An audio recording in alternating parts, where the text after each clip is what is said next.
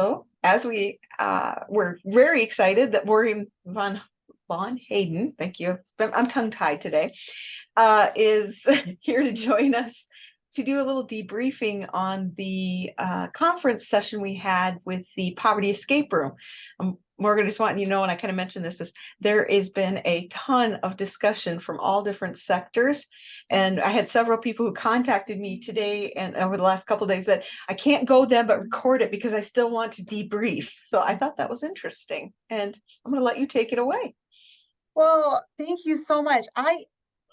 When you had asked if I would help with this debrief and I'm like just host or have a time that we can talk more about it, I'm like, I love that people want to talk more about poverty and how you're feeling. And I don't know, I'm just excited to be part of all of this, you guys. So thank you again for inviting me to be a speaker at your guys' conference. And it was fun getting to see everyone and to reconnect with people. Oh, my phone is recording what I'm saying. Okay. I don't know what I just bought on Bixby, but we're just going to ignore it. And we have an hour together. I don't know if we're going to take that full hour, but I say that, and then we might talk for an hour and a half. I do not have any formal slides that I'm going to share because I really wanted this to be your guys' time.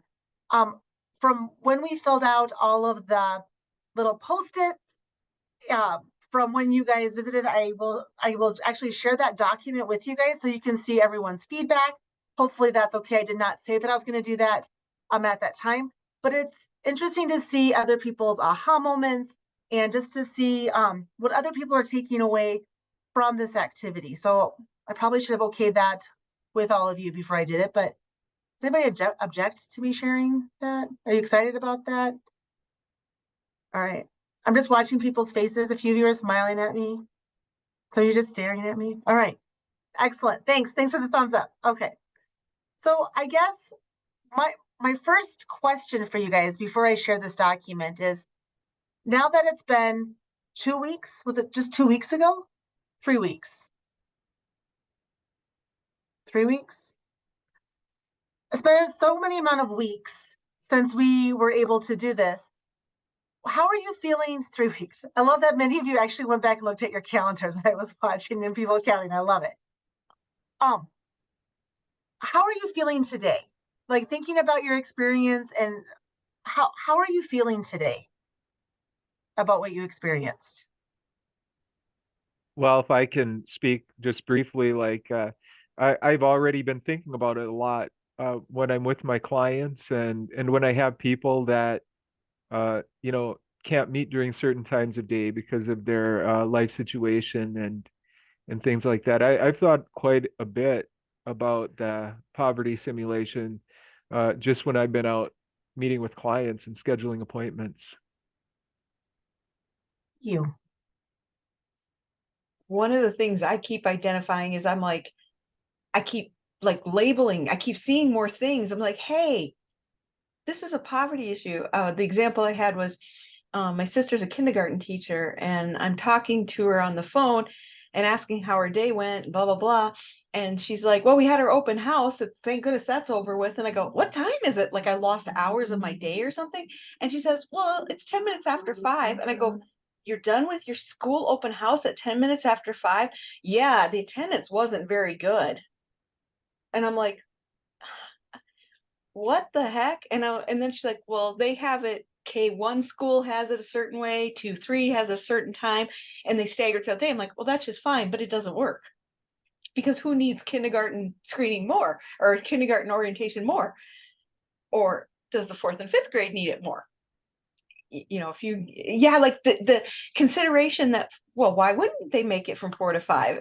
I found that very intriguing because a lot of the people that they work with are working jobs that they can't just take off for an hour and go to open house. Well, and Kim shared this with us this morning in our staff meeting. And one of the other thoughts I had was in Huron, the elementary schools are like a school for levels. So like there's a K1 center and that's in one elementary school. There's 2-3 is in another school. 4-5 is in another school. And then you've got middle school and high school. If you're a parent who has kids in multiple schools and you're having to trade your gas card, right, from the simulation to get to all those open houses at all those different times and keep that schedule straight and try to get there, you're done. There's no way. You're just not going to go to any of them. You're going to throw in the towel because it's too overwhelming and you can't afford to. You might have to work. It's too much. Absolutely. I love that you referenced the gas cards. We actually just did the same simulation with a I think it's high school district. There was 100 people there.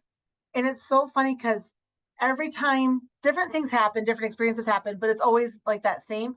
But those gas cards, man, like, and then trying to explain how do your families get places, especially if you don't have a busing system, especially if busing ends at a certain time, and thinking about our families who might need that the most. Like, it's just it's incredible. So thank you for referring back to that. I'm sitting here listening to you guys, and I can feel the anxiety starting in my body listening to this, thinking back, especially when I tried to take the kids to school and John wouldn't let me leave them there. It was just like, I was really angry at him. And so just listening to you guys, I can feel the anxiety coming back in my body, even though that isn't really happening to me. I can still feel it. I just feel it. Honestly, just speaking to that, because I think back to when I was a high school teacher more so than in adult education, but that whole thing, that feeling of like anger and frustration, and I think of times that I actually encountered that from parents or families who were frustrated that things had to be a certain way in the school, and I get that now. You know, I understand why. I mean, I feel like I kind of got it then too, but this really brought it to light for me. You know, it personalizes it because it puts you in that position. And Carla, to your point, you know, as a parent and very prescripted drop-off procedures at school, both in my elementary and middle school, and you know, kids need to egress on this side. You can't stop in that drop-off lane. If you're past that certain time, then it is counted tardy. If you get tardy, you're going to get a letter from the, you know, that your school student isn't, and it really does feel like high stakes. You know, am I going to miss that orientation? Am I going to miss that parent teacher conference meeting? And so I guess we took some of that a bit. We took some theatrical liberties with that, but it's logistically tense. Yeah, I think you don't even think about it. And I know I've experienced some of that personally myself when my kids were younger, but still, I guess it just brings back some of the memories from it. But I think about, well, there's no wonder that the parents don't show up for things, because when you have to go through all of that, it's just too much to deal with when you have 100 other things that you're worried about. So puts everything in perspective. It does, because even if we have all these resources and we struggle to navigate these, you know, all of these different supports, etc., imagine those who are working in a second or third language. Morgan, not that we need to do that now. I've been wrestling for quite some time with how we can be more sensitive, culturally sensitive, linguistically sensitive, socioeconomically sensitive, and at the same time have accountability and help provide supports, whether that's classroom instructional supports, finding partners who can provide financial support services, etc., helping our learners navigate sort of the hidden curriculum or those cultural expectations of punctuality and calling ahead and etc. can you later in the call help us understand how we understand accountability within this framework? Absolutely.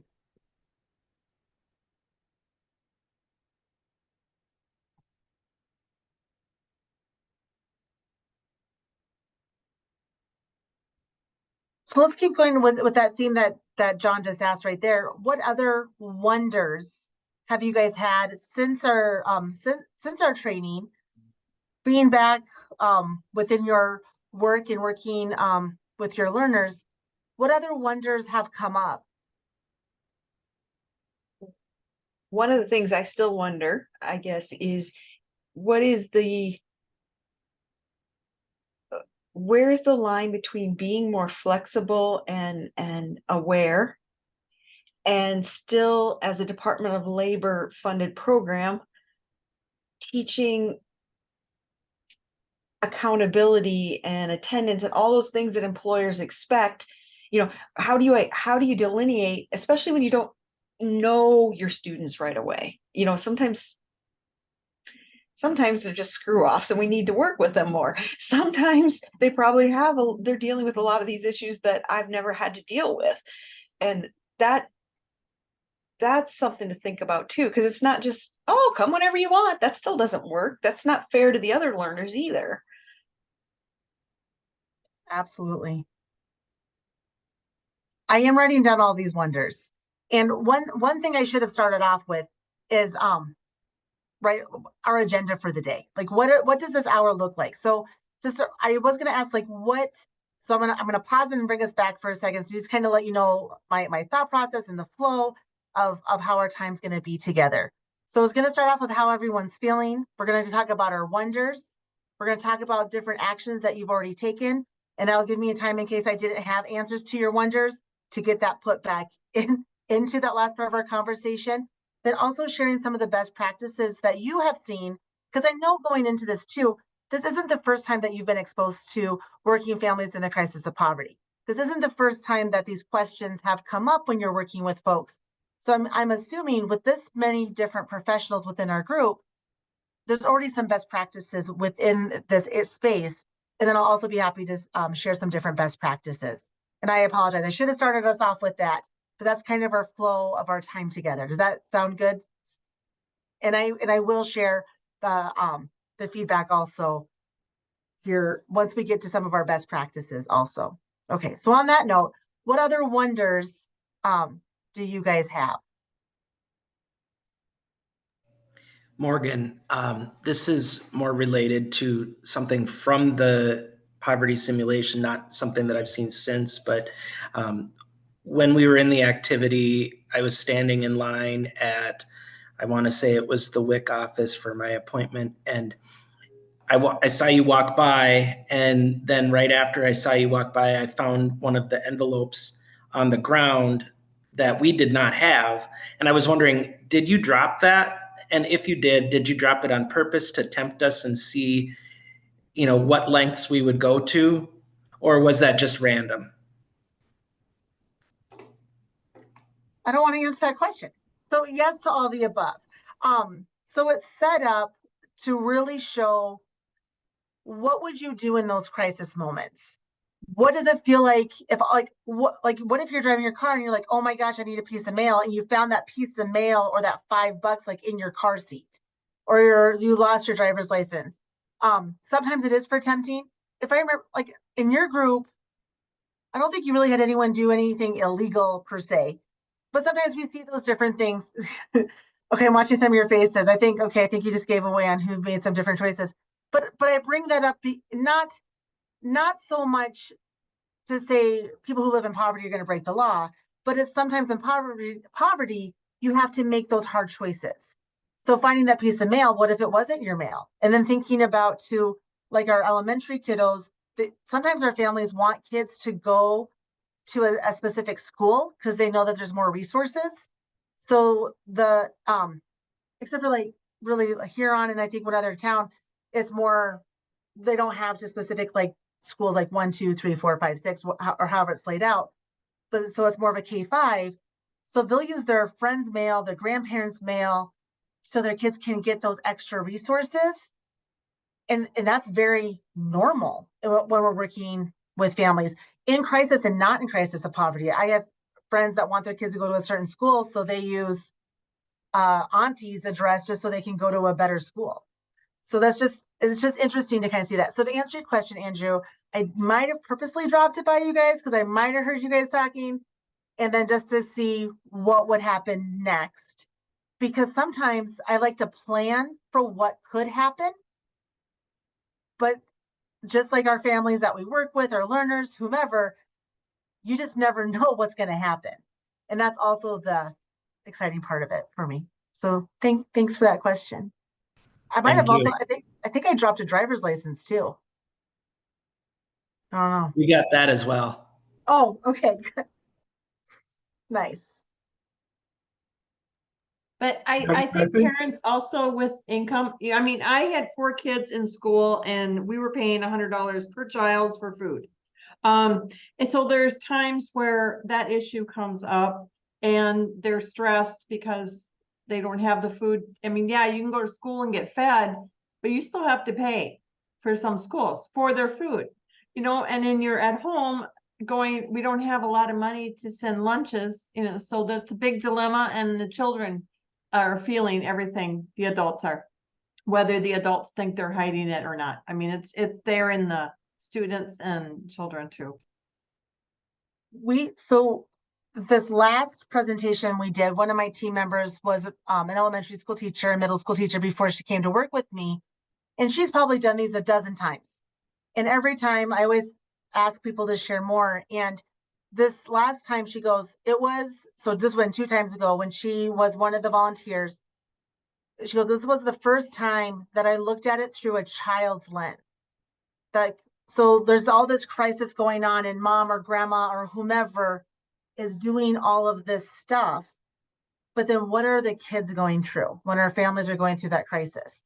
And she shared a story about one of her young men, and he was so sick, and he's like, you can't call home, because he knew that mom literally only had enough gas to get to school. And so finally, when that came out, the school was able to say, we will help get you gas. He had a temperature and he was throwing up, but the kid knew enough where mom didn't have gas to get to the school. And that was her aha moment to think, what could I have done differently for my kids? And that even goes back to some of like, how do we hold our families accountable, but also not give them too much that it feels like more like a handout, but really that help up that a lot of our families want. So thank you, because it does go back to the kiddos. David, you had a wonder or a thought. I was going to say that I think it was Andrew. They tried to sell that second ID to our group, so they were trying to make extra money. But at that time, I don't think our group knew we needed an ID for anything. I don't think it would have made a difference because we needed money for diapers and other stuff as well. So we passed on buying the fake ID or the extra ID. Thank you. Well, Morgan, you had mentioned that some of, your clients in poverty are savvy enough to use mail in a different school district in order to afford their children more opportunities, right? But I mean, I have to wonder about other families who wouldn't even entertain the notion and often get tracked into a certain school because they live in a certain geographic area that's relegated to their socioeconomic status. So, yeah, I mean, when we're talking about such a wide gamut of poverty, of those in generational poverty, situational poverty, do we need to be careful not to overgeneralize, or can we trust that a lot of our efforts, I don't know what I'm trying to ask here. do we need to be more mindful of the context in which that poverty exists and how, therefore, how we offer supports? So as to not Absolutely. offend, et cetera. No. Absolutely. So there's a whole nother training if you guys ever want to do it, but it's all about, so Poverty 101. So everything, this is the whole intent behind the Poverty Escape Room is for us to start these conversations and to be able to talk and to share experiences and to see different things in a new light. Now, in saying that, there's different types of poverty. So like I was raised in situational poverty, meaning my mom went through a divorce, became a single mom, but she also had a support system. She also had a job. It was very different than maybe our neighbor who was in generational poverty, meaning that they're third or fourth generations living in that same crisis of poverty and not knowing how to get out of it. Whereas my mom, like I said, in situational poverty, was she knew how to get out, but she was stuck. And who are those support systems to get out? And then also the want. Some of our and truly everything that I'm saying is very general. And when I say these different comments, I never want to say all families who live in the crisis of poverty are going to steal like each other's mail, or all families are going to throw the food away. By no means. These are very specific stories that I actually have going through my head when I'm sharing different pieces to try to give kind of a bigger picture and maybe an understanding. I'm like, okay, so if I know that we have this single mom with 3 kids, really trying to make it meet, we know they're living in the crisis of poverty, but what tools do they need? So many times we can give you lots of tools. I can share different stories, but until you're working specifically with a family, and I'm kind of going into like different best practices, and you've built those relationships, because it is also very different if I'm like, hey, John, I see you're living in your car today. Do you need some help? And you and I just met and I just saw you like get out of your car. Will be a very different conversation where maybe you've been coming to my class for a while. You and I now have a relationship. And it's like, so John, tell me more about your life. Tell me more about your family. Tell me about your hopes and dreams. And you change that narrative to start building that trust. So then through that trust, you can start building a plan. Because if you don't have buy-in, like you can, right? I'm assuming many of you have your own children and you think you know what's best for them. And you probably didn't realize that your own parents knew anything until you were in college yourselves or even out of college. And all of a sudden you're like, oh, my mom knew something. Well, many times, like our families, we can tell them all the different tools. Like if you want to be sober, stop drinking alcohol. If you want to have a better life, go to college. But even saying those different things, some of our families, when we say, if you work hard, graduate from high school, get your GED, go to college, you're going to have a better life. But our training also tells us, like when I've been trained in our different poverty worlds, many times our families from the crisis of poverty think that life's pretty darn good, right? Because mom is home. Mom gets to play games. We get to go do things together. Many times our younger kids don't know that they don't have food. Like they don't know that that's like, they don't know that it's bologna sandwiches is a bad thing because that's what we have every night. What they know is that mom is home. We're getting to play games. We're having fun. And they see the families that are working and the parents are never home. So does that really make it better?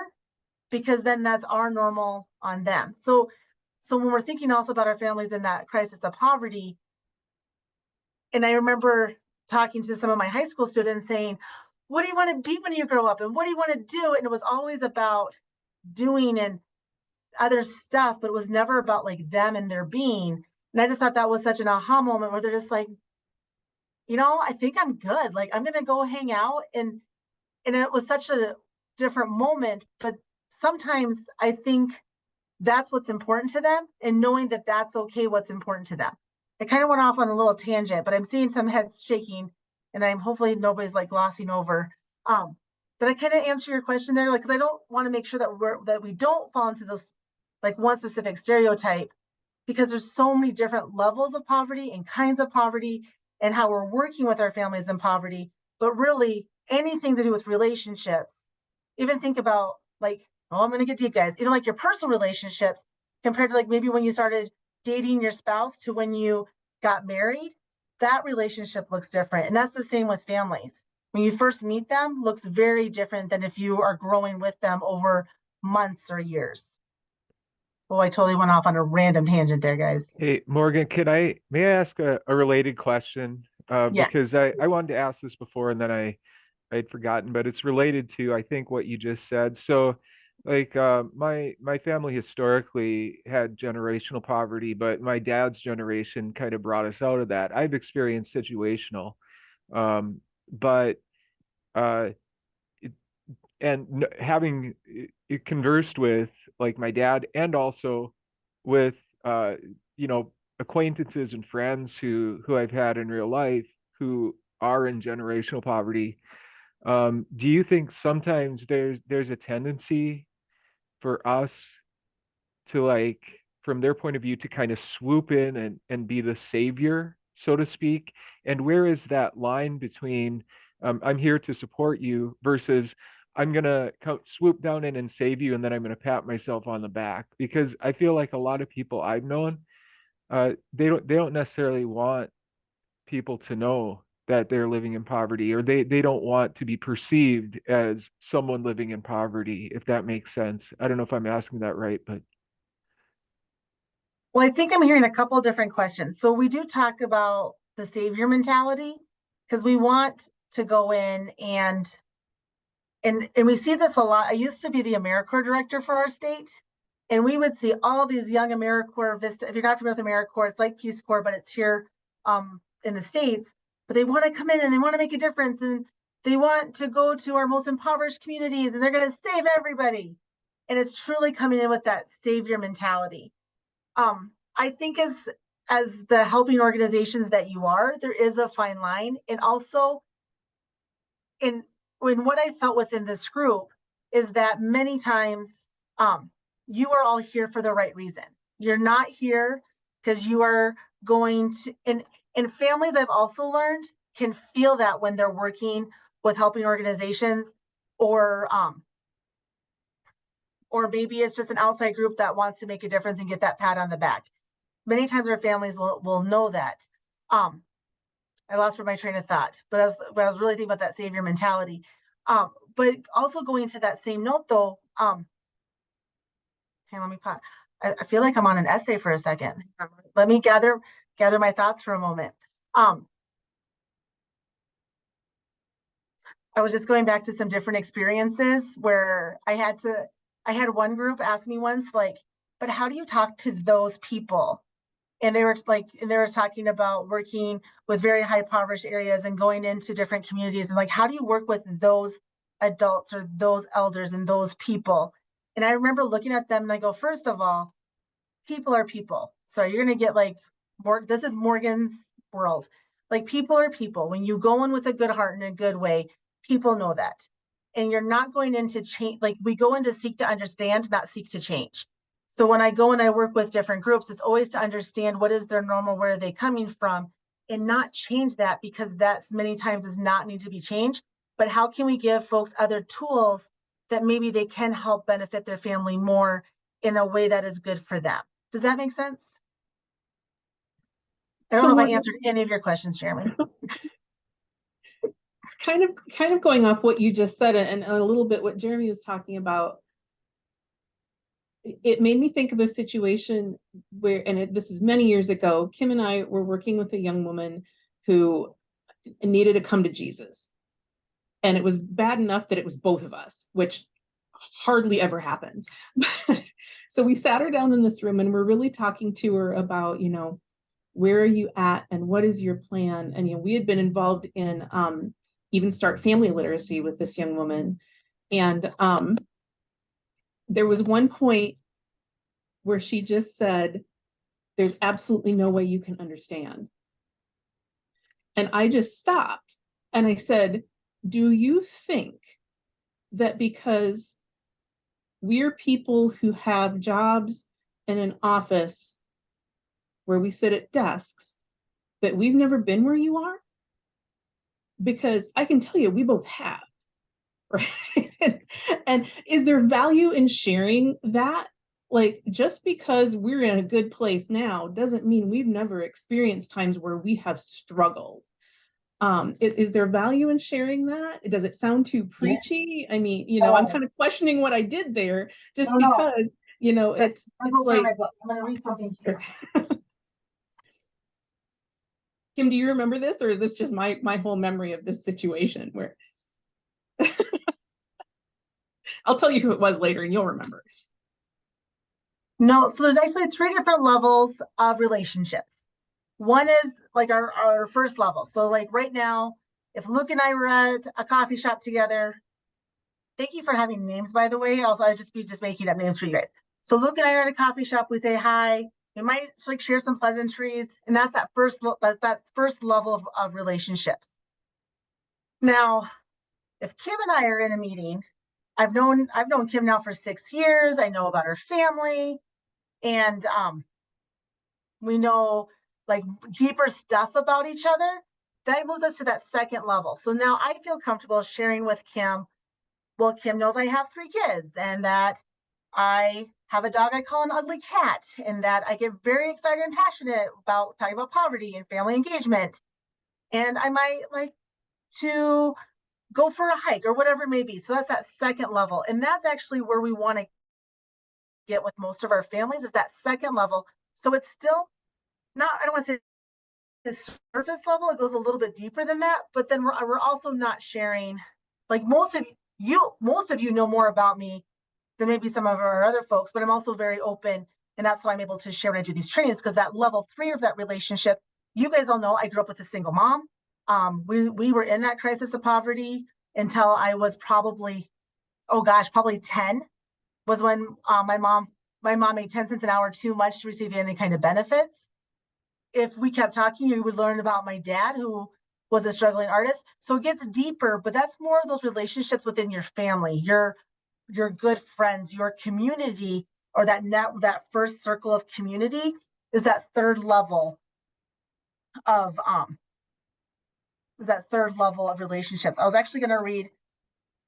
So one of my favorite books, you guys, is See Poverty, Be the Difference, and tell how much I love it. And in here, it talks about all the different, and this is the book by Dr. Donna Beagle. Have you guys heard of did most of you go to Donna Beagle? Okay. And in here, they do talk a lot about those different levels of relationships. And now I'm not going to be able to find it when I want to, you guys. But this book also talks about your generational poverty and situational poverty. If you follow Ruby Payne, she also talks a lot about those in her areas. Relationships.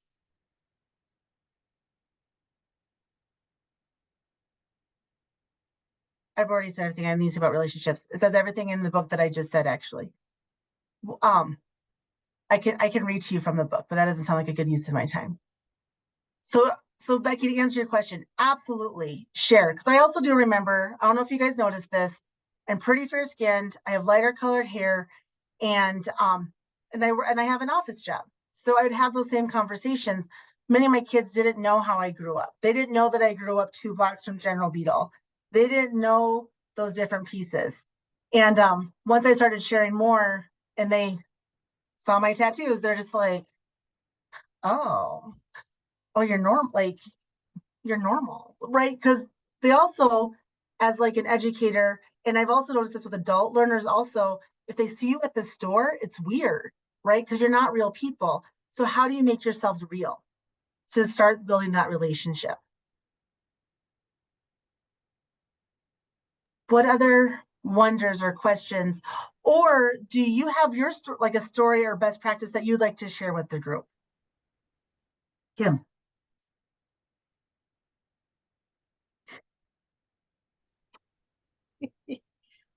How do we even I wonder, how do we even keep them long enough to build a relationship to have the discussion when they're already dealing with so many barriers? And I question, it's like, why is our retention rate this? And how many of them are because we didn't have a relationship yet to even address the barriers to why? Because, the intake form for adult ed I think most all of us are very familiar with it. It's like, list your barriers. Tell us all the things that are wrong with you. It's the worst. It's the worst. It's terrible. And I don't know how many of you think at least 50% of the time they do not tell you the real barriers until you've had them in class for an extended period of time, probably even more than 50%. What I think is really telling is, since we developed an online form to help people who want to access us online fill out some of that information on their own, people who fill out the online form, I would say, list at least 3 more barriers than they would tell us face to face. I get way more barriers when they're filling out the online form. And it's in that simple language, right? I use the tool that we have that we stole from North Carolina or someplace that lists them in simple language. That's like, I have trouble reading and writing. Well, that's low literacy levels. I have a hard time making ends meet. You're low income, those kinds of things. I traditionally, like, it's just every single one, there's way more barriers than we ever get. We'll maybe get like 1 or 2 if we're sitting face to face asking those questions. They're more willing to check the boxes on their own when they don't have to say it to me, as nice as I try and be when I'm asking. Can I add to that or piggyback off that? Because in the last intake I did, I actually had that open in front of me, and I used that verbiage when I was talking to instead of asking, are you low income? I used the verbiage from that online form, and they said yes, and I think just the wording on that helps a lot too, in addition to the fact that they're not sitting face to face with you sometimes. But even when they were face to face with me, it was just one client, so this is strictly anecdotal, but I still feel like it opened up the conversation a lot more. And thank you, Jeremy, and everyone really for your thoughts and experiences here. I think Morgan gets back to kind of threading that needle,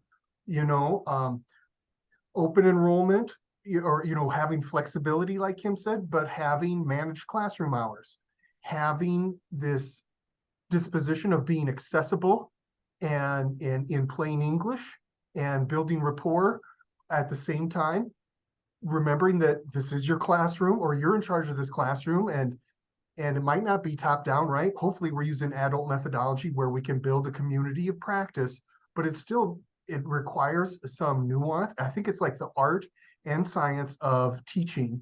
And so I really think we can have such great impact, like Becky and Jeremy and others are saying, with how we collect some of these required demographics for our programming, and how we can gently determine what barriers do exist without making people feel defensive, embarrassed, or hesitant.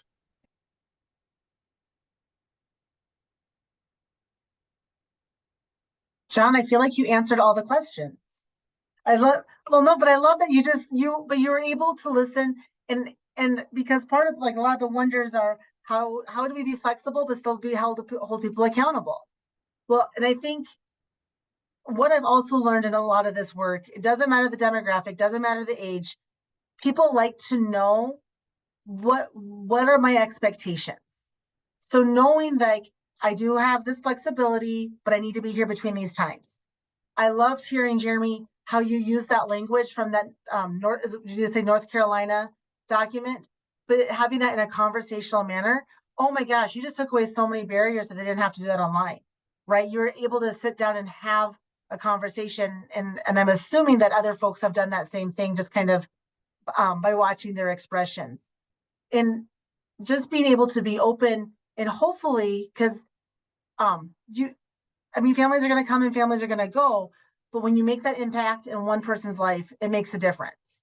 And I think that was another hard learning lesson for myself, is that when I went into this world over 20 years ago, you guys, I was gonna make a difference to every single person that I came in contact with. Like, that was the dream. Like, every person is gonna learn something and they're gonna become better humans, whatever that means for them.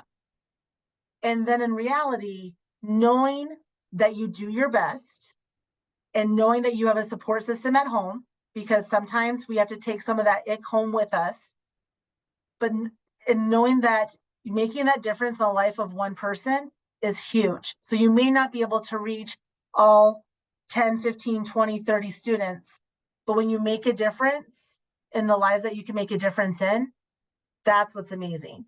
And then also knowing that I remember one family I worked with, and this dad, he was in and out of sobriety, I don't know how many different times, but finally he had that moment where it clicked, and knowing that there was a place where he could go to get his high school diploma, to take his family to a healthier place. That's why we did this. So it might not have happened the first time, second time, or third time, but I think it was like the fourth or fifth time. And this dad finally was like, I'm ready. And then also knowing when he came into our space that it was without judgment. And I think that was the other part of it, that even though the first 5 times didn't work, it was this time, which I thought was always pretty cool. What did you guys just drop in the chat? Let me look at that. Jeremy John? was pontificating there with some maxim or aphorism. I would say I've heard that perfection is the enemy of good enough.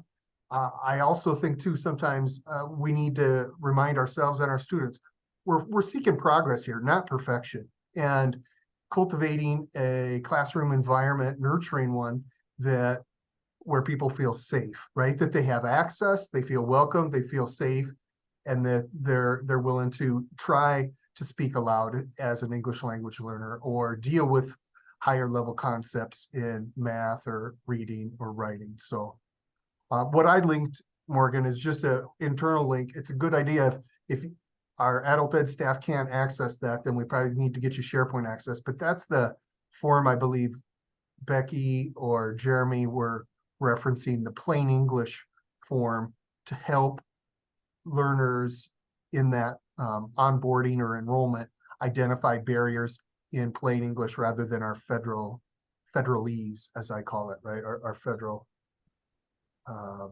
jargon. And it looks like John dropped the student copy into chat. There is a teacher copy that corresponds to let you know which of those plain language questions pertains to which actual barrier that you check mark on the form too. So Do we have access to that one too on SharePoint? Okay. There's I that just link there. I clicked the link and says me to sign in. Yeah, you would have to be signed into Microsoft 365 to access SharePoint. And there are the likelihoods that some of you we just may not have added, but there is a bevy of Title II resources out there getting into policy and data, et cetera. You can talk to your local directors and coordinators for access permissions, et cetera. But otherwise, we can get paper copies of those as well. And look at that, Becky's. Thank you, Becky. Nice. Well, this time has gone by fast with you guys. I did just drop in the feedback from the event, so you guys have that. I decided to take off everyone's names and emails just because I didn't tell everyone I was going to share this. I thought I should probably do that. But you can see what other folks were thinking during the escape room.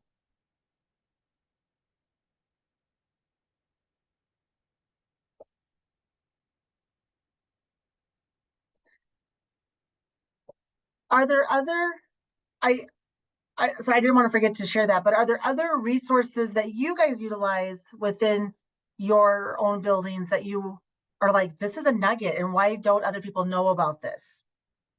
Well, one of the questions I have for the rest of the group, Cornerstone staff, of course, we've been working on the journey to enrollment now for, I don't know, 750 years, but right, Karen? Anyway, we came back and like, oh, we got to make some changes based on maybe some of the things we learned, or maybe we're going to have to reevaluate this. the work in progress, because it's always going to be a work in progress. We understand that. But I'm wondering if other programs went back and thought, maybe I need to look at something different on how we are providing services or how we're collecting information or something. I'm just curious. I know it's only been 3 weeks, but school started again.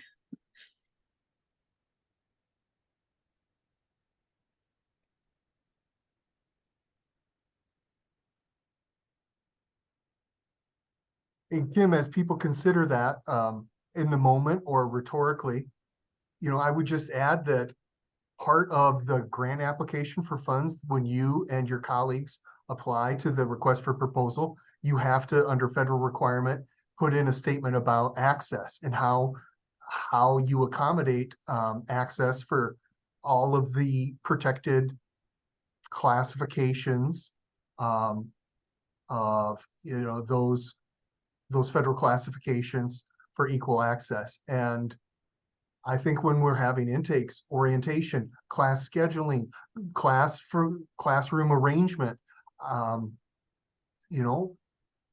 course we think about disability and ADA compliance, but I think too, beyond linguistic capabilities, I think the PD team and the Statewide Family Engagement Center for just helping us with an activity, the collective that we shared. I think that's really important too, when we can discuss it with our colleagues back at our site and just help us be more mindful. I know, to Morgan, to your point, these staff have, all the best intentions and wide and broad or deep skill sets. And I sometimes sense their frustration when a student slips through the proverbial cracks. No fault of the teachers, and every effort was made, but I think together we can continue to identify best practices, hone and tweak policies, and continue to be advocates. So thank you, everyone. Thank you. Thank you for sharing that feedback, Morgan. I mean, it's not linked to anybody's name, but I can see some of the things that are written are quite candid, and I think that's going to be valuable to look at that closer.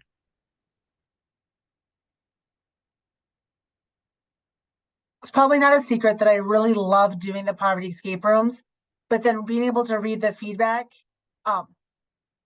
truly to eliminate poverty and to get to working with all of our families and in all the different organizations, this feedback, it's like I don't know, many times we always talk about the why, like why do we do the work that we do, and being able to see these ripple effects and just be part of this conversation and just listening to the stories and watching your faces. And I just appreciate everything that you guys are doing and where we're going in our state when it comes to having these conversations.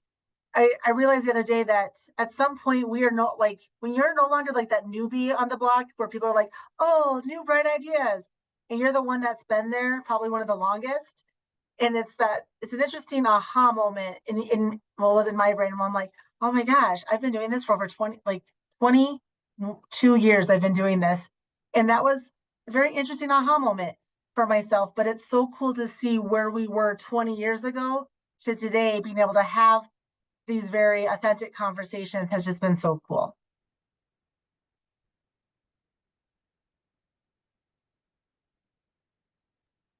All right. Morgan, as I was reading through some of that feedback, I noticed several places where people said, I have so much to be grateful for, or I'm so grateful for what I have. And it just, it sparked something in me. Yesterday, Charles and I were doing a diversion program for 4 young men in our community. And part of it is a gratitude exercise. So you have them write, I am grateful for, and there's 15 prompts, and we tell them to do as many as they can. And then I asked them to share whatever they were comfortable with. 3 of the 4, one of the things they listed was, I'm grateful I have a bed. And how many of us would ever say, I'm so grateful I have a bed? It just, I think these kind of exercises are so powerful to me because it does remind me of how blessed I am.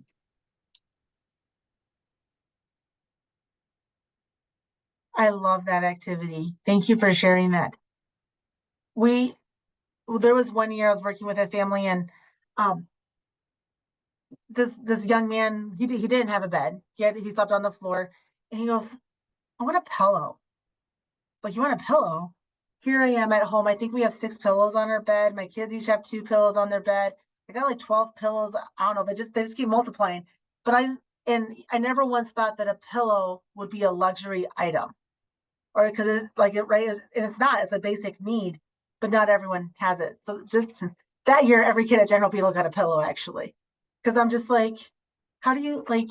I never once thought that a pillow should be a basic need.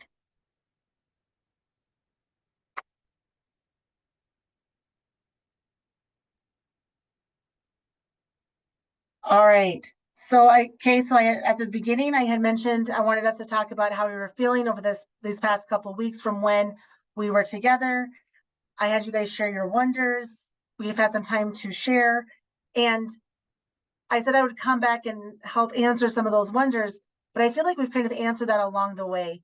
And once again, thank you, John, for kind of helping like frame a lot of the conversation, going back to having those structures, using that simplified language, because then that I think having a lot of those things in place, you guys are already doing so many great things, and I'm sure you're like, well, we can do more and we can do better. And also, but I want you to, and maybe I'm going to give you guys homework now, but I want you to think about, because some of you guys have been around doing this for a while. Kim, how long have you been doing this? Because I've known you for 6 years, so you must be doing this longer than 6 years. 30 years in February. Oh my God. So 30 years. So I think was going to about, get everybody the GED and work my way out of a job in 5 years. I haven't fixed that either, Morgan. I love it. I love it. But thinking about like where you started to where we've come today with GED, with the helping organizations, working with families in crisis of poverty. I know we still see a lot of maybe bizarre things is not the right word, but we still see a lot of things. But think about how far you've grown, and think about how many families you guys have helped get their high school diplomas or GEDs or accreditation or learn a new language or whatever your specific center does. You're making an impact, and that makes that ripple effect. So I just think that's so cool. I was looking at row 20, column 2. It said that, or B, how can we help students navigate the repetitive cycle? No money equals no ID. I think it's having conversations, because I was at I was doing my duty and having my monthly Department of Labor meeting, and they were complaining that they were stuck because they didn't have a way to get the person the ID, and the system that, they couldn't circumvent their own system, and they were frustrated too. And I'm like, so you're telling me we can't get this person moving forward because we don't have whatever, I don't remember how much it is now. Is it $12? I don't remember, to get this person their ID. And they're like, well, yeah. And I'm like, these are the conversations we need to have, because then I go back to my United Way and say, I haven't asked for more money in 10 years. I would like an extra $500 to have in my kitty to address these silly things that should not be barriers to somebody moving forward in their life. And you know what? Every United Way I asked for that this year, I asked for some amount. I'm just putting $500 out there, but every one of them gave us that money. And so now I go to my partners and say, let's have this, keep having the conversation and saying what the obstacles are, because just because it's an obstacle for you does not mean it's an obstacle for everyone that you partner with. Oh, I love that, Kim. What a great example. And now you just help people get IDs. If we can. What a simple fix. And they don't have to wait for somebody to drop an envelope by them. Yeah. Or Nikita had someone that is offered a job as a para in the school, which we all know are very good paying jobs at this point. But she doesn't have her high school diploma, but she's ready to test, but she doesn't have money because she doesn't have a job. So she can't take the final test. I'm like, stop. Let's take care of it. But that's what the conversations need to be happening all the time, and talking about barriers, because and even like that was within our own organization or within our own community, but even as a large group here, like LSS may have a totally different idea for addressing an obstacle that I never even thought of. I'm like, really, that wasn't so hard now that you told me it. So having the conversation, I think, is super important, and continue to talk about why that's a barrier. You mean you can't get a job because you can't get a high school diploma, and you can't get a high school diploma because you can't take a test, because you don't have any money to take a test, because you don't have a job. I'm like, stop. I have money. We will find money. So